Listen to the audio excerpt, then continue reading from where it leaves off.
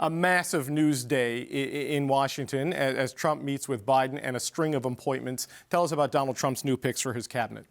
It's been so busy today, David. This is my 11th time on air today. And for me, who loves to come on TV, that's even too much for me. Hydrate, Katie, hydrate. That's how quickly this day has been changing and evolving. We thought the headline today was going to be the meeting at the Oval Office. Absolutely not. So let's start with those headlines. The big thing in Washington today is Donald Trump would like to nominate Matt Gaetz, the Florida congressman, to be his attorney general. Why is that controversial? Why is that a headline? Well, he was investigated by federal authorities for allegations that he was involved in the sex trafficking of a 17-year-old across state lines. He was never charged in that investigation, but there is a separate investigation into that issue by the House Ethics Committee. Matt Gaetz is a fierce defender of Donald Trump. He was part of the group of Republicans, the rebels, that helped boot Kevin McCarthy, the Republican House Speaker, out of his role. And he is quite controversial, says things that make a lot of news in the United States and things that are particularly deemed offensive. For one, remember back in 2022 when the Supreme Court overturned Roe v. Wade and there were so many pro-choice protests going on across the country? At that time, he said, to give you a flavor of what Matt Gaetz is like, he said, "Why is it that women with the least likelihood of getting pregnant are the ones most worried about having abortions? Nobody wants to impregnate you if you look like a thumb." So that's the kind of thing Matt Gaetz is known for. And there's been shock on Capitol Hill about his this nomination. And there are questions whether the Republican majority will confirm him. That is a conversation at a later date. Quite controversial. The other controversial pick here is Tulsi Gabbard for DNI, Director of National Intelligence. Why that is controversial, she's a former congresswoman who was a Democrat who left the party to get on board with Donald Trump and the Republicans. It's controversial because she's been accused by her colleagues of being a Russian asset by members of the House in previous years. She's taken many pro-Russia, pro-Putin stances on social media. She's a staunch advocate for ending U.S. support for Ukraine. And to put her in a sensitive intelligence position is something that is also causing some concern in Washington today.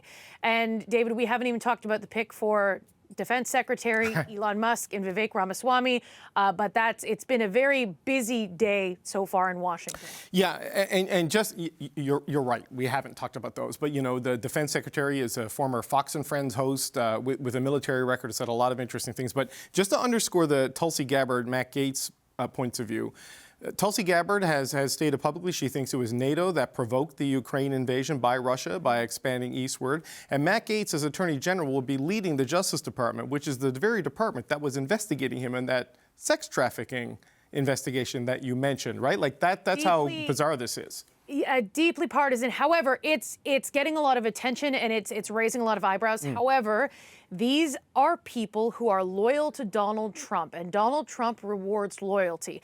I'm not necessarily surprised that Tulsi Gabbard has a role in his, or wants to have a significant role within his team. The thing, she hosted town halls with him. She was out on the campaign trail with him. So that's not necessarily surprising. The surprising one is Matt Gaetz, even though he is a staunch Trump loyalist and someone who's a big face and big name in the MAGA movement. But it's shocking people up on Capitol Hill. Some of the reactions from senators.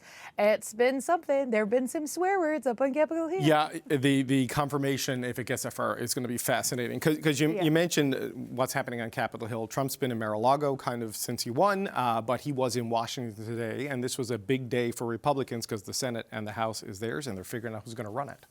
Yeah, so Donald Trump returning to the White House to have a face-to-face meeting with Joe Biden. The Biden administration really wanted to signal to the American people this is going to be a peaceful and orderly transfer of power.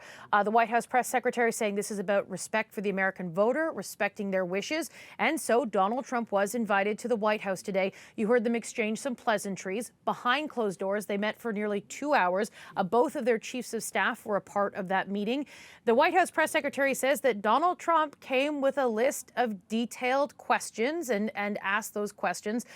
Some reporters in the press in the news conference today saying, did he really come in with a list of questions with his priorities on it? But yes, they say yes, he did. According to the New York Post, Donald Trump spoke with that newspaper after they talked about the Middle East. They talked about Ukraine, with the White House also saying that they impressed upon Donald Trump the importance of continuing to support Ukraine. And so those were some of the talking points, some of the conversation there.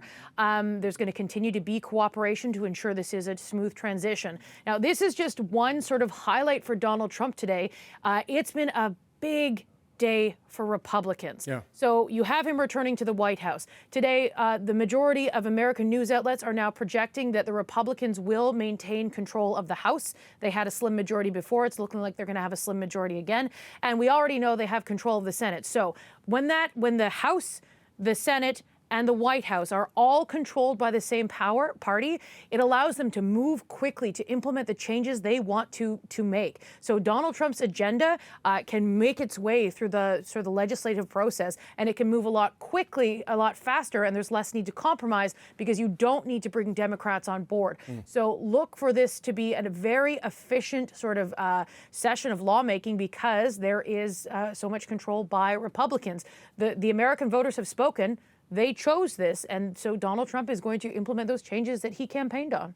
Katie, I tell you, the Tulsi Gabbard and the Matt Gaetz appointments, that is going to be something to watch going forward, and we'll be checking in with you again. This is CBC's Katie Simpson in Washington for us today.